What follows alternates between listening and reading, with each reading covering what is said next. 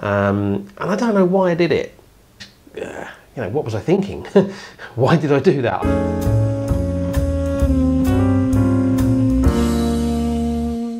Hi everyone, thank you for joining me again. And this video is going to be a little bit of a kind of a mishmash of different things. But basically what I wanted to do was revisit my last video. Now, if you haven't watched my last video, I'll put a link to it up there now. And I'll also put a link to it in the description for this video, just in case whatever device you're watching this video on doesn't show the links up here, and some devices don't. That video was about experimentation. It was about going out and playing without necessarily worrying about getting a good image. And there were experimental shots. So I was experimenting with stacking ND filters. A big stopper and a little stopper, that's the Lee terms, that's a 10 stop and a 6 stop filter. Stacking them to get 16 stops. Or in the case of my filters, which I know are slightly stronger than advertised, that's about 17 stops.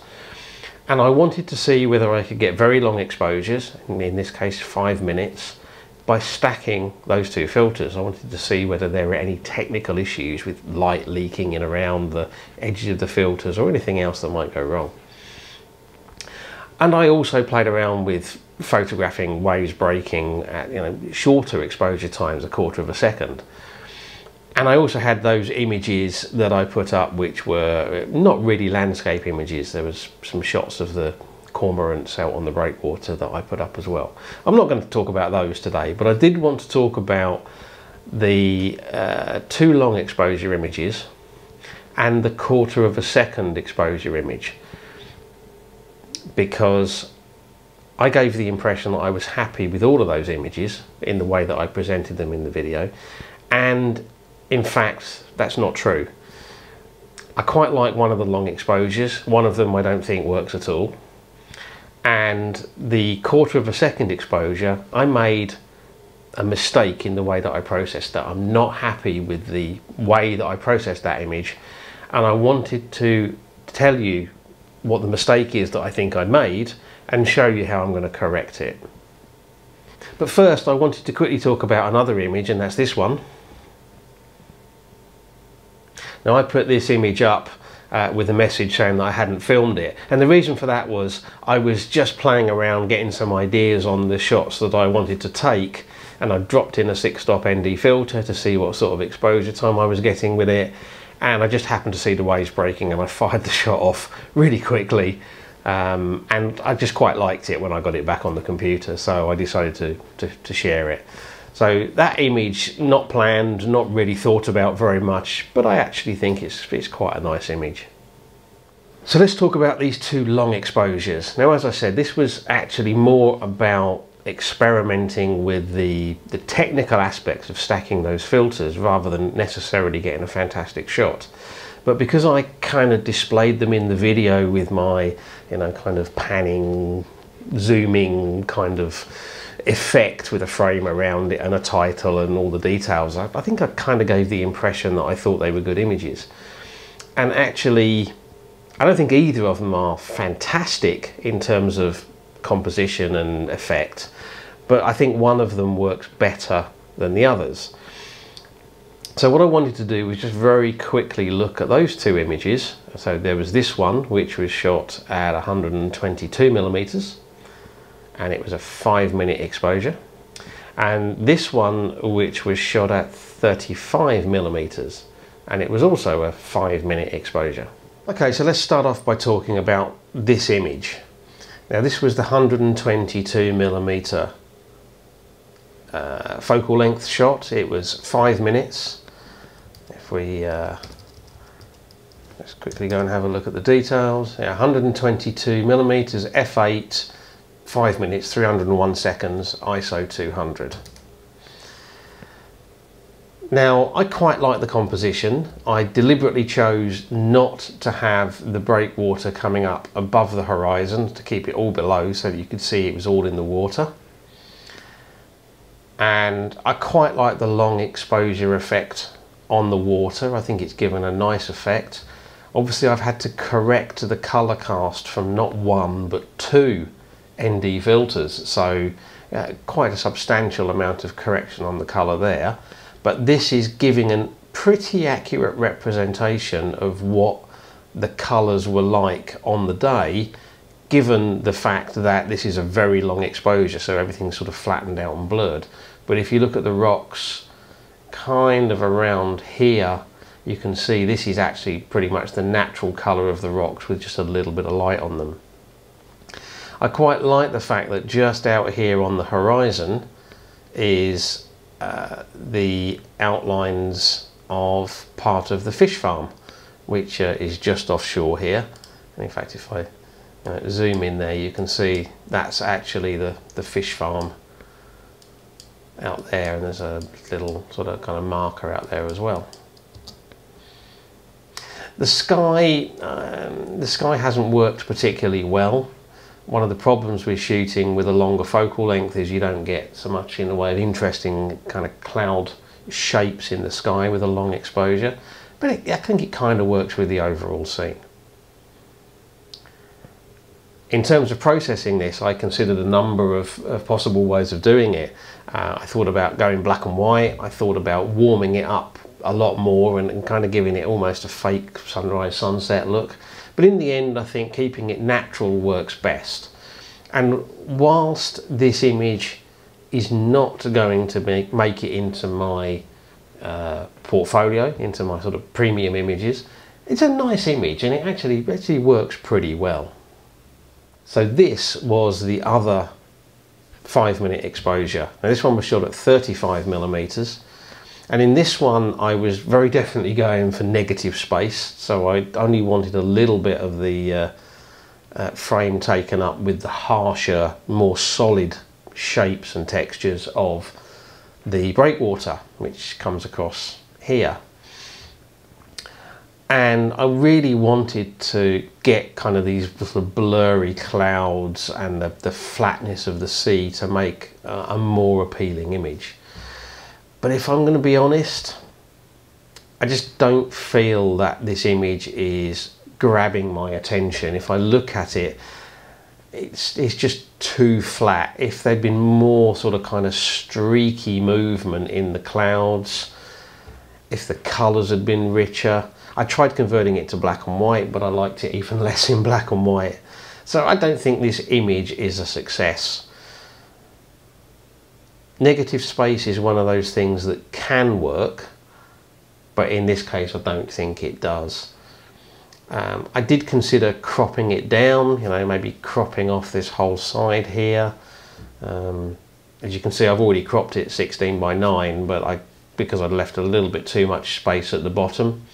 And if you're wondering why that was, I was having a bit of a problem because the waves were coming in and washing the sand out from underneath my tripod.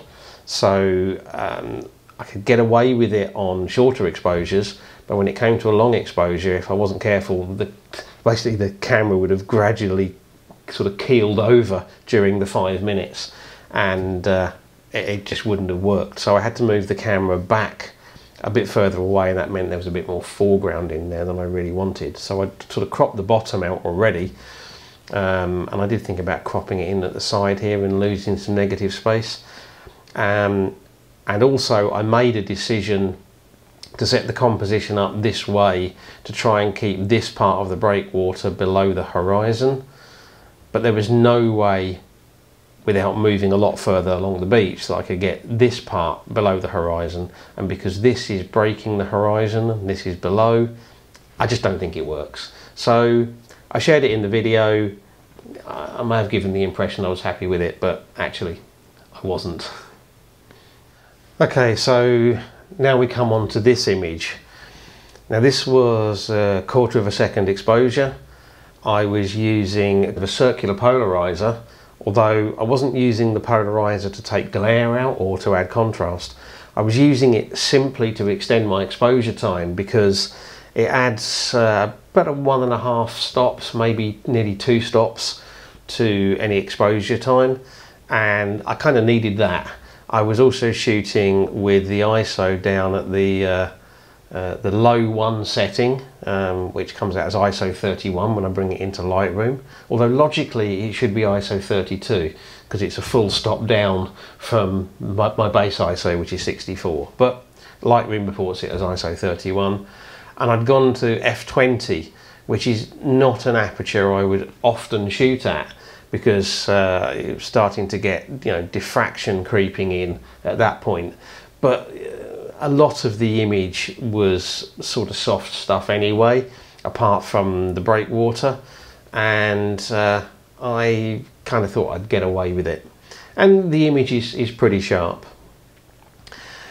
What I like about this image is I like the wave patterns coming in from the side here. I like the tones and sort of smooth shiny textures in the sand.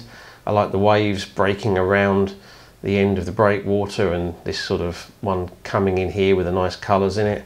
And I love the way that the cloud patterns are kind of mirroring the effects on the beach. We've got this sort of curving cloud pattern here and this sort of shady bit here, and the tones in there are quite nice. But in terms of processing this image, I did something that I don't normally do, and I think that was a mistake in terms of the way that I processed this image. And what I did was I changed the white balance. I normally have my white balance set to sunlight or a sunny day, or direct light, whatever you want to call it, and I changed it to cloudy because it was, and I almost never do that, and I don't know why I did it on this one. But what that's done is it's warmed the whole image up, and I just don't like the effect. So I think that this image could be better if I simply went in and I put the white balance back to the as shot, which is kind of the direct sunlight one, and that's given it a much more blue tone, which I actually think looks better than that warmer one. The warmer one had this kind of almost straw colouring to it, which I wasn't keen on. So now that I've got the colours back to a sort of a more blue tone, I can probably try to be a bit more selective. So what I could do is put a graduated filter in the sky, maybe a little bit, and maybe just add a little bit of warmth to the sky, not too much. And again, maybe just a little bit kind of in the foreground here. Oops. Something like that maybe.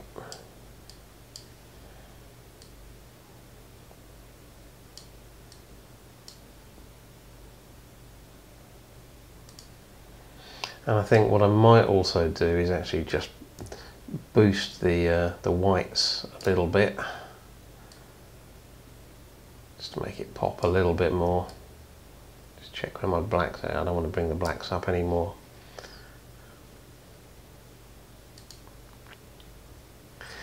And I actually think that now looks a lot better than the previous version. So here's the final image, and I think that looks a lot better now. The original treatment that I gave it when I adjusted the white balance gave it a kind of weird, almost straw colour, and I don't know why I did it. It's just one of those things. I think because I'd been using white balance to correct the ND filter colours on the others, I just decided to do this one as well.